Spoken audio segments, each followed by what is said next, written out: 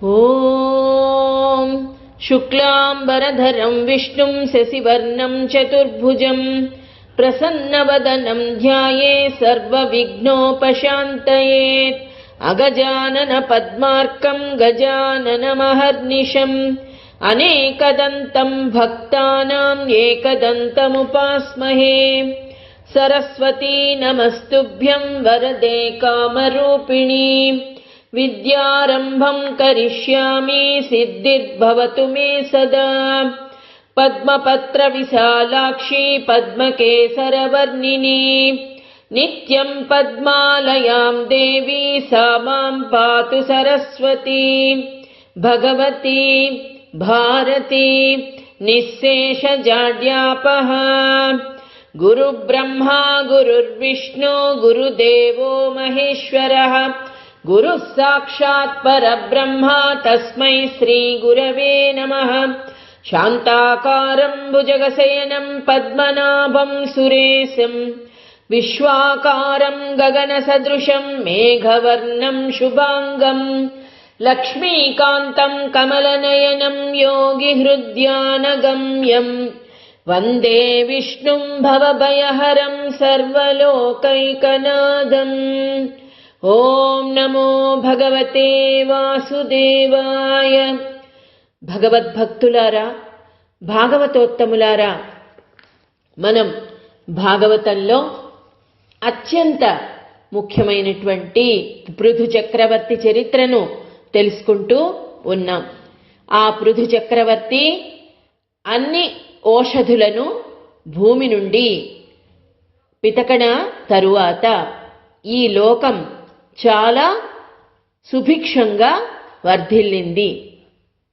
ఆ తరువాత ఆ పృథు చక్రవర్తి అశ్వమేధ యాగాలు 100 చేయాలని సంకల్పించాడట. మరి ఈ ధనుర్మాసంలో ముందుగా మనం ఆ రంగనాథుణ్ణి మేల్కొల్పుదామా?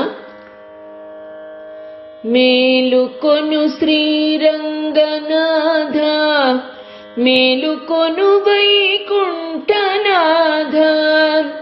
మేలుకొను లక్ష్మీసనాథ, మేలుకొనవయ్యా రంగా మేలుకో. తెల్లవారెను తూర్పు దిక్కున తెరలి తిమిరము గుహలు జొచ్చెను. తెల్లనాయను తిరువళికలు తేజమణిగేను. పల్లవించెను భానుబింబము ప్రభలు చూపించేసి వచ్చెను. ఎల్ల జనులకు కోర్కెనొసగను వల్లభుడలేరా శ్రీరంగ మేలుకో. గరుడ గంధర్వ యక్ష కిన్నర సిద్ధ విద్యాధరులు మునులు దేవదానవ గణములన్నీయు మచ్చికను మిమ్ము. అక్షయం బగు మోక్షమిమ్మని వచ్చి మీ ద్వారంబునందున హెచ్చుగా మురళిడుచునుండిరి. వేగమేల్కొనుమా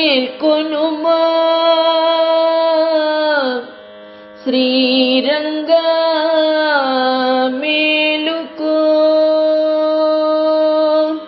శ్రీరంగ మేలుకో. ఆహా, ఎంత చక్కటి కీర్తన! ధనుర్మాసంలో ఆ రంగనాథుని మేల్కొలిపి ఆండాళమ్మ ఆ వ్రతాన్ని చక్కగా గోపికలతో ఆచరించింది. ఆ స్వామి దయ పొందాలంటే రకరకాలైనటువంటి మార్గాలు మనుషులకు ఉన్నాయి. ఇక్కడ ఈ పృథు చక్రవర్తి తన మార్గంలో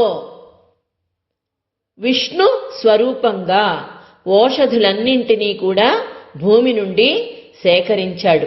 అంతేకాకుండా 100 అశ్వమేధ యాగాలు చెయ్యాలని తలపెట్టాడట. ఆ విధంగానే అందరూ కూడా చేరి ఆయనకు యజ్ఞానికి ఏ విధంగా సహాయం చేస్తున్నారో చూద్దాం.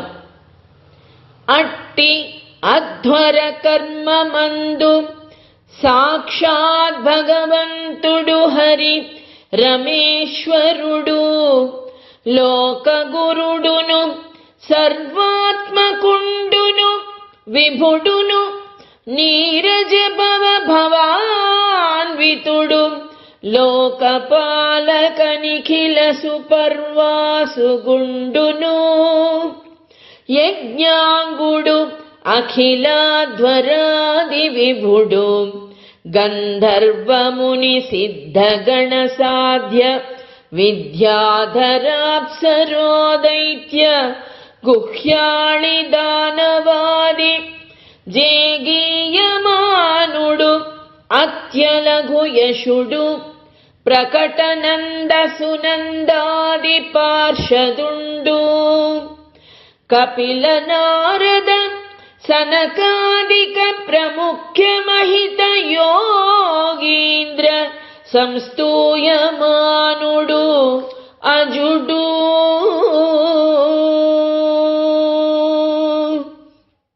ఆహా!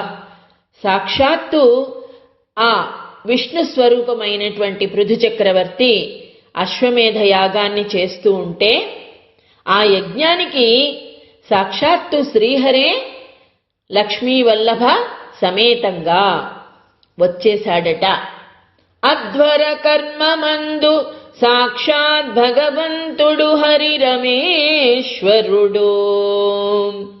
రమేశ్వరుడు ఆ రమ అంటే లక్ష్మీదేవికి ఈశ్వరుడైనటువంటి వాడు, లోకగురుడు, ఈ లోకానికంతటికీ కూడా గురు అయినటువంటి వాడు, సర్వాత్మకుండు, సర్వాంతర్యామి, విభుడు, భర్త, నీరజభవ భవాన్వితుడు, ఆ సాక్షాత్తు బ్రహ్మను తన బొడ్డు నుండి ఉద్భవింపచేసినటువంటి వాడు, లోకపాలక నిఖిల సుపర్వాసుగుండును.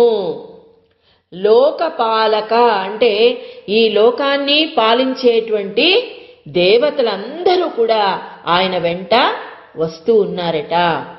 యజ్ఞాంగుడు అఖిలాధ్వరాది విభుడు. యజ్ఞాంగుడు ఏ యజ్ఞము చేసినా ఆ స్వామే యజ్ఞకర్త, యజ్ఞభోక్త, అన్నీ కూడా ఆ స్వామే. అట్లాంటి వాడు అఖిలాధ్వరాది విభుడు, అందరి చేత ప్రశంసింపబడేటువంటి వాడు. గంధర్వులు, యక్షులు, కిన్నరులు, కింపురుషులు అందరి చేత పొగడబడేటువంటి వాడు. వాదిజేగీయమానుడు, రాక్షసులే కాదు, యక్షులే కాదు, కిన్నరులే కాదు, కింపురుషులే కాదు, అందరి చేత ఆయన స్తుతింపబడేటువంటి వాడు. అంతేకాకుండా ఆయన నారదాది భక్తుల చేత పొగడబడుతూ ఉంటాడు, కీర్తింపబడుతూ ఉంటాడు, సనకాది యోగీంద్రుల చేత స్తుతింపబడుతూ ఉంటాడు. అంతేకాకుండా ఇక్కడ కపిల నారద సనకాదిక ప్రముఖ్య, కపిల మహాముని, నారద మహాముని, సనకాది యోగీంద్రులు అందరూ కూడా స్తుతిస్తూ ఆ స్వామి వెంట వచ్చారట. మరియు పరమ భాగవత సేవితుండును నారాయణాంశ ప్రభవుండును నైన పృథు చక్రవర్తికి భూమిహ విరాది దోగ్ద్రియయ్యును సర్వకామధుగయై సమస్త పదార్థంబులన్ పితుకుచుండే. చూసారా, అందరి చేత పరమ భాగవతుల చేత సేవింపబడుతూ ఉన్నాడు. ఎవరు? పృథు చక్రవర్తి. అంతేకాకుండా నారాయణ అంశతో జన్మించినటువంటి వాడు ఆ పృథు చక్రవర్తికి. ఆయనకు భూమి మరి అశ్వమేధ యాగం చేస్తున్నాడు కదా, హవిస్సుకు సంబంధించినటువంటి ద్రవ్యాలు, హోమ ద్రవ్యాలు, సమస్త పదార్థాలన్నీ కూడా సమకూరుస్తుందట. ఆ సమస్త పదార్థాలన్నీ కూడా గోరూపకంగా ఇచ్చింది. మరియు దరువులు తరువులు ఘనతరాకారంబులు కలిగి మకరంద స్రావులగుచు ఇక్షుద్రాక్షాది రసంబులును దదిక్షీరాజ్య తక్రపానకాదికంబులును వర్షింప అవి ఎల్ల నదులు వహించే సముద్రంబులు హీరాది రత్న విశేషంబుల నీనుచుండే. ఇక చెట్లు, రకరకాలైనటువంటి చెట్లు, తరువులు ఘనతరాకారంబులు కలిగి మకరంద స్రావులగుచు ఆ తేనెను అదే విధంగా స్రవిస్తూ ఉన్నాయట, పెద్ద పెద్ద రూపాలతో. అంతేకాకుండా ఇక్షు ద్రాక్షాది రసంబులును, ద్రాక్ష, చెరకు మొదలైనటువంటి రసాలను కూడా కురిపిస్తున్నాయట. దదిక్షీరాజ్య తక్రపానకాదికంబులును అంటే పెరుగు, పాలు, నెయ్యి, మజ్జిగ ఇవన్నిటికీ కలిపి వర్షిస్తూ ఉన్నాయట. మరి యజ్ఞానికి ఇవన్నీ కావాలి కదా, ఆ పాలు, తేనె, పంచామృతములు, నెయ్యి ఇవన్నీ కూడా కావాలి. అవన్నీ కూడా వర్షిస్తూ ఉన్నాయి తరువులు. ఇక సముద్రంబులు హీరాది రత్న విశేషంబుల నీనుచుండే, సముద్రాలలో అడుగున రత్నాలు, మణులు, మాణిక్యాలు ఇవన్నీ కూడా రత్నగర్భ అంటారు కదా, సముద్రంలో అడుగున ఉంటాయి. అవన్నీ కూడా సముద్రాలు ఇస్తూ ఉన్నాయట ఆ రాజుకు. ఇక అంతేకాకుండా చూడండి, పర్వతంబులు భక్ష్య భోజ్యలేహ చోష్యంబులను చతుర్విధాన్నంబు కురియుచుండే. పర్వతాలు పంచభోక్ష్య లేహ్య చోష్యంబులు, పంచభోక్ష్యాలు, పరమాన్నాలు అన్నీ కూడా పర్వతాలు వర్షిస్తున్నాయట. అన్నం పరబ్రహ్మ స్వరూపం కదా. యజ్ఞంలో ముందుగా అన్నాన్ని వండి ఆ అగ్నిదేవుడికి హవిస్సుగా సమర్పిస్తారు. అవన్నీ కూడా పర్వతాలు కురిపిస్తూ ఉన్నాయట. ఇక చూడండి, అందరూ కూడా ఇక రకరకాలైనటువంటి ఆ కానుకలను తీసుకొచ్చి ఇస్తూ ఉన్నారట. ఇట్టి పరిపూర్ణ విభవాభిరాముడై అదోక్షజ సేవా పరాయణుండగు పృథు చక్రవర్తి ఏకోనశతాశ్వమేధంబులు సన్మేధంబునన్ గావించి 100వ యాగంబునందు యజ్ఞపతి అయిన పుండరీకాక్షుని యజించుచుండన్ తదీయ పరమోత్సవంబు సహింపజాలక. ఇలాగా ఆయన చాలా పవిత్రంగా 99 అశ్వమేధ యాగాలు చేశాడు. ఇక 100వ యజ్ఞాన్ని కూడా పూర్తి చేస్తూ విష్ణువును భజిస్తూ ఆయనని యజ్ఞభోక్తగా తలుస్తూ చేస్తూ ఉంటే, ఇంద్రుడు అన్నవాడు ఉన్నాడే, అతనికి ఏది మంచి జరిగినా సహింపలేడు. ఈర్ష్య, అసూయ, ద్వేషం ఇవన్నీ కూడా ఇంద్రుడికి చాలా ఎక్కువ. అది సహించలేక ఏం చేశాడు, అమరేంద్రుడు ఘన రోషోద్గముడై పాషండ వేష కలిత తిరోభావమునందు అన్మఖ పశువుం క్రమమేది హరించి చనియే గగనంబునకున్. ఘన రోషోద్గముడై చూడలేకపోయాడు. చక్కగా ఆనందంగా ఉన్నాడు ఆయన. అందరూ అన్ని కానుకలిచ్చి యజ్ఞాన్ని చక్కగా జరిపిస్తూ ఉంటే ఎవరికీ కనపడకుండా ఒక పాషండ వేషం ధరించాడు. ఒక బండరాయిగా వచ్చాడు. వచ్చి ఆ యజ్ఞశాలకు వచ్చి ఆ యాగ పశువును అపహరించి ఆకాశానికి ఎగిరిపోయాడట. ఈ విధంగా ఎగిరిపోయినప్పుడు ఈ ధర్మం మీద అధర్మం అనే బుద్ధి కలిగించేటువంటి మాయావేషం ఇది. ఎక్కడ ధర్మం ఉంటుందో అక్కడ అధర్మం అనేది తప్పకుండా ఉంటుంది, చూసి సహించలేదు. ఈ విధంగా చేస్తూ ఉన్నప్పుడు పృథు చక్రవర్తి ఆయనను తరుముకుంటూ వెళ్ళాడు. అయితే ఈ రాజు కూడా యుద్ధానికి వెళుతూ ఉంటే ఆయనను ఆపేశారు.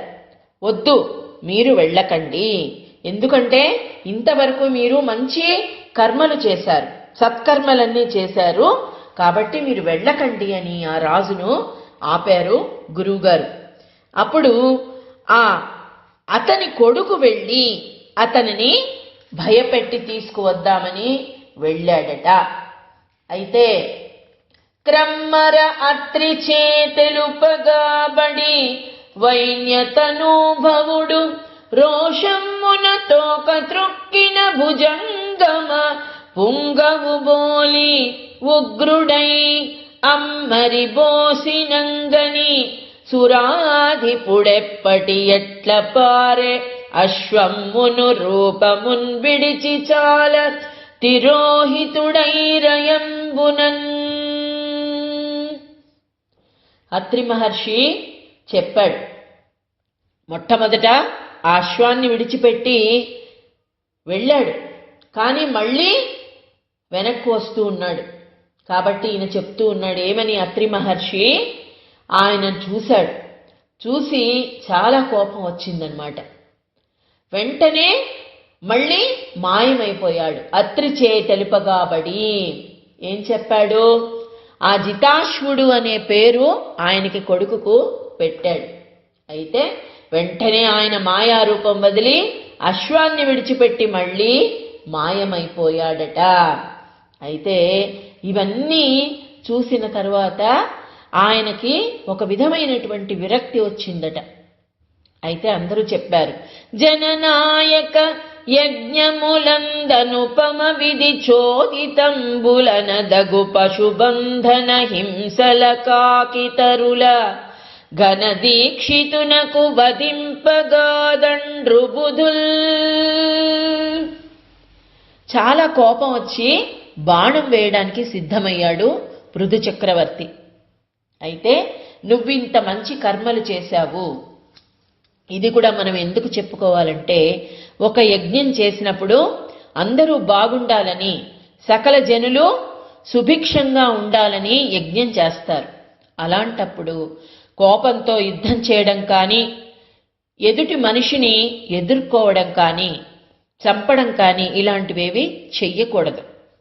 అంటే చాలా ఓర్పుగా ఉండాలి అని ఇక్కడ తెలుసుకోవాలి. కాబట్టి యజ్ఞ దీక్షతలో ఉన్నటువంటి వాళ్ళు ఏ విధంగా ఉండాలి అని ఇక్కడ చెబుతూ ఉన్నారు. యజ్ఞములందు అనుపమ విధి చోదితంబులనదగు పశుబంధన హింసల కాకితరుల. పశుబంధనం, పశుహింస, ఇవి రెండు తప్ప మిగిలిన వారిని హింసింపరాదు.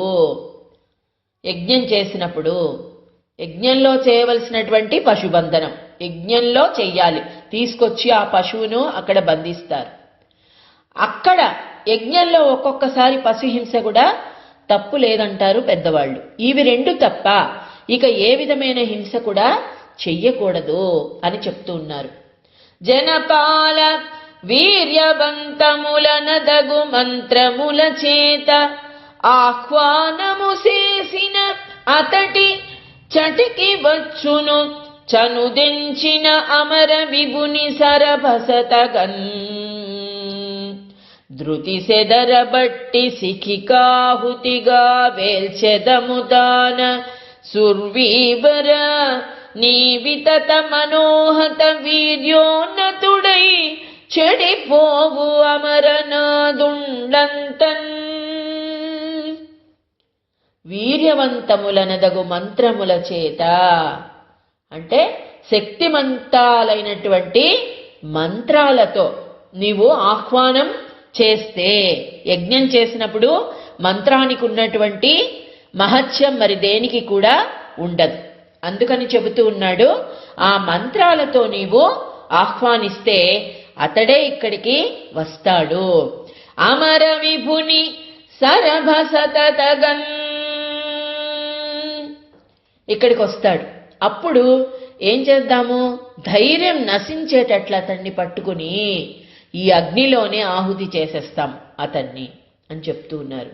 ధృతి సెదరబట్టి సికికాహుతిగా పేర్చెదము తాన నుర్వీబర నీవితత మహోహత వీర్యోన్నతుడై చెడిపోవున మరణాదుండంతన్.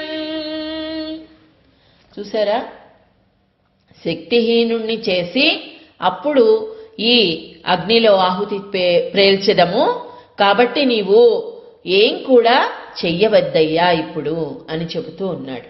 ఇలా పృథు చక్రవర్తిని వారించి అందరు ఋత్విక్కులు కూడా ఆ శృవాలు శృక్కులు ధరించి హోమం చేస్తూ ఉన్నారట. అప్పుడు బ్రహ్మదేవుడు వచ్చి ఋత్విజులను చూసి ఇలా అన్నాడు. ఏమన్నాడు? యజ్ఞంబులందు యజింపబడు దేవతలవని అంశంబు. మీకు తెలియదా, యజ్ఞాలలో పూజింపబడే దేవతలందరూ కూడా ఇంద్రుని అంశలే. ఆ ఇంద్రుడు ఎవరు? యవ్వండు యజ్ఞనామకంబగు భగవదంశంబగునట్టి ఇంద్రుండు మీ చేత వదార్హుండు కాడితడు భగవదంశ సంభవుండగుట ఈ యజ్ఞ కర్మ విధ్వంసనేచ్చుండై కావించు ధర్మ వ్యతికరంబులు సూచుచుండవలయుంగాని. ఇంద్రుడికి కొన్ని కర్తవ్యాలు ఇవ్వబడ్డాయి. ఒక్కొక్కప్పుడు అవి తప్పుతూ ఉంటాడు, కానీ అంత మాత్రం చేత అతనిని ఎవ్వరూ ఏమీ అపకారము చేయకూడదు. ఎందుకంటే ఇంద్రుడు కూడా భగవంతుని అంశ. కాబట్టి యజ్ఞాన్ని అతడు కూడా దేవతలకు అతనికి అధిపతి కాబట్టి అతడు కూడా కాపాడుతూ ఉంటాడు. కాబట్టి అతనిని ఏమి చెయ్యకూడదు అని చెప్తూ ఉన్నాడు. ప్రతీకారంబులు కర్తవ్యంబులుగావు పృథు కీర్తియగుని పృథునకు. పృథు కీర్తి 99 యజ్ఞాలు చేశావు రాజా, నీకు ఎంత కీర్తి వచ్చింది. ఆ కీర్తిని నీ చేజేతులారా పాడు చేసుకోవద్దు. అందుకే అంటారు 100 యజ్ఞాలు చేసినా ఒక్క తప్పు చేస్తే అవన్నీ కూడా వృధా అవుతాయి అని. కాబట్టి ఓర్పు చాలా అవసరమని దీని ద్వారా మనకి తెలుస్తుంది. చూడండి, ఆయన సాక్షాత్తు భగవంతుని అంశ.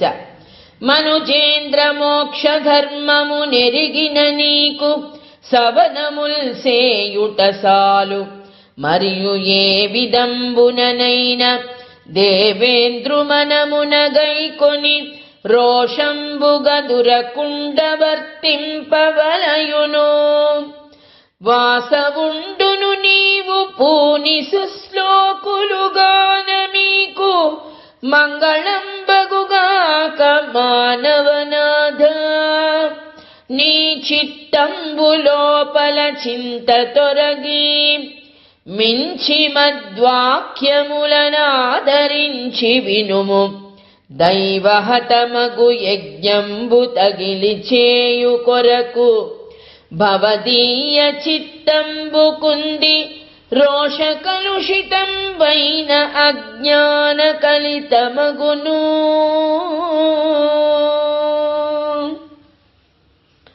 ఈ యజ్ఞాలు చేశావు బానే ఉంది, కానీ ఎదుటి మనిషిలో కోపము రోషము నీ మాటలు బట్టి ఎక్కువ అవుతాయి.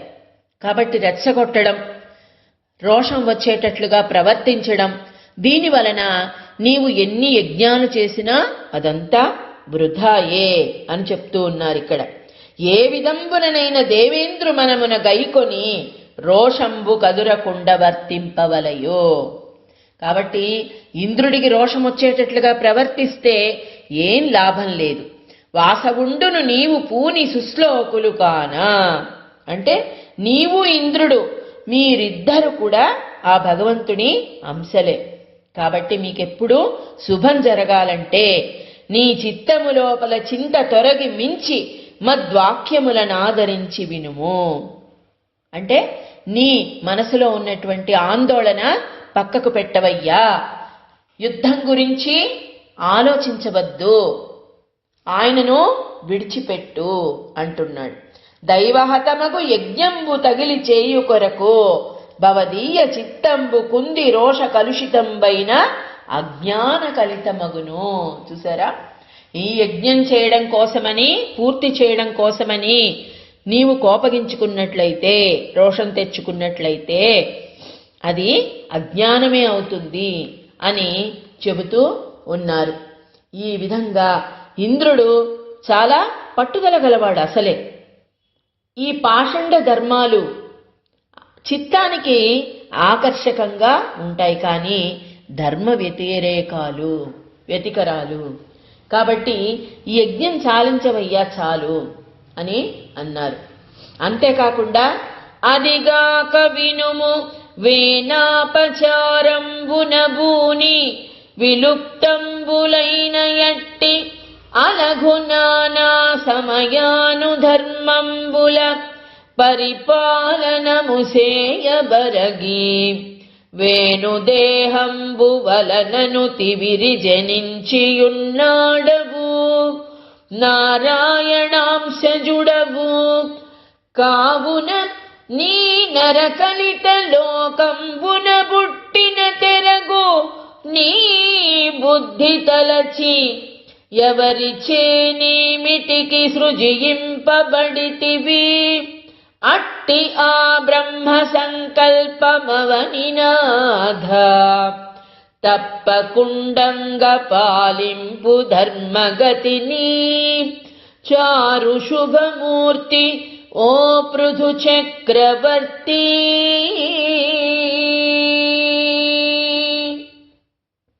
అయితే వేణుడు జన్మించినప్పుడు వేణాపచారంబున పూని విలుప్తంబులైన ఎట్టి, అతడు ఉన్నప్పుడు వేణుడు చేసిన అపచారం చేత ఎన్నో ధర్మాలు కోల్పోయాము. ఆ ధర్మాలన్నీ రక్షించడం కోసము ఆయన శరీరం నుండి నారాయణాంశతో నువ్వు పుట్టావు కనుక ఈ నరలోకంలో నారాయణ అంశుజుడవు కావున నీ నరకలిత లోకంబున పుట్టిన తెరగు నీ బుద్ధి తలచి.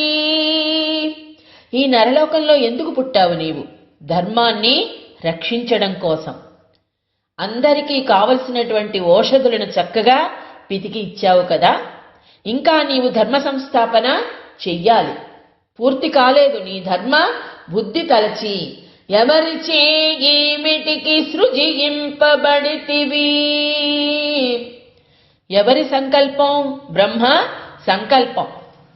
ఈ పృథివి మీద పృథు చక్రవర్తిగా నీవు జన్మించావు ధర్మాన్ని రక్షించడం కోసం. కాబట్టి నీ ధర్మాన్ని నీవు నిర్వర్తించవయ్యా. ఆ సంకల్పం నెరవేరేటట్లు నీవు ధర్మగతితో పోరాడాలి, ధర్మ మార్గంలో నువ్వు చరించాలి. దీన్ని బట్టి ఏమర్థమవుతుంది? ప్రతి మనిషికి కూడా ఒక కారణం అనేది ఉంటుంది. జన్మ మనకు తెలియదు. ఆ కారణ శరీరాన్ని మనము చాలా వృధా చేస్తూ ఉన్నాం. మనకు ఏదో ఒక కారణంతోనే భగవంతుడు ఈ జన్మ ఇచ్చాడు. ఆ జన్మను మనము సార్థకం చేసుకోవాలి. అనవసరమైనటువంటి కోపాల చేత, లేకపోతే ద్వేషం చేత, రోషం చేత అందరినీ నిందిస్తూ మనం బాధపడుతూ ఇలా మన జన్మను నిరర్థకం చేసుకోకూడదు. అదే ఇక్కడ చెబుతూ ఉన్నాడు. అని ఈ విధంగా ఇంద్రుడి మాయను జయించవయ్యా అని బ్రహ్మదేవుడు ఆజ్ఞాపించాడు. సురుచిరలబ్ధ దక్షిణల సొంపున పొంపిరివోయి భూసురుల్ వరుసను పెక్కు దీవెనలు అవారణనిచ్చిరి సర్వదేవతల్ భరిత ముదంతరంగముల పాయని వేట్క వరంబులిచ్చిరి ఆ నరవరుడైన వైన్యునకు నందిత కీర్తికి పుణ్యమూర్తికి. ఆ విధంగా యజ్ఞాన్ని ఆయన పూర్తి చేశాడు. అందరూ కూడా ఆయనను దీవించి భూసురులంతా కూడా దీవెనలు ఇచ్చారు. మంచి మంచి దీవెనలు, పెక్కు దీవెనలు, సుఖ సంతోషాలతో వర్ధిల్లమని దీవించారు. అప్పుడు ప్రజలంతా కూడా ఆ రాజు చేత ఆదరింపబడ్డారట. ఆ తర్వాత ఆ టైంలో ఆ నారాయణుడు పృథు చక్రవర్తిని చాలా చక్కటి వాక్యాలతో అనుగ్రహిస్తాడు. ఆ అనుగ్రహం ఏ విధంగా ఉంటుందో మనం రేపటి రోజున తెలుసుకుందాం. ఓం సహనా భవతు సహనౌ గుణత్తు సహ వీర్యం కరవావహైః తేజస్వినావతీతమస్తు మా విద్విషావహైః. ఓం శాంతి శాంతి శాంతిః. లోకాః సమస్తాః సుఖినో భవంతు, సమస్త సన్మంగళాని భవంతు. స్వస్తి.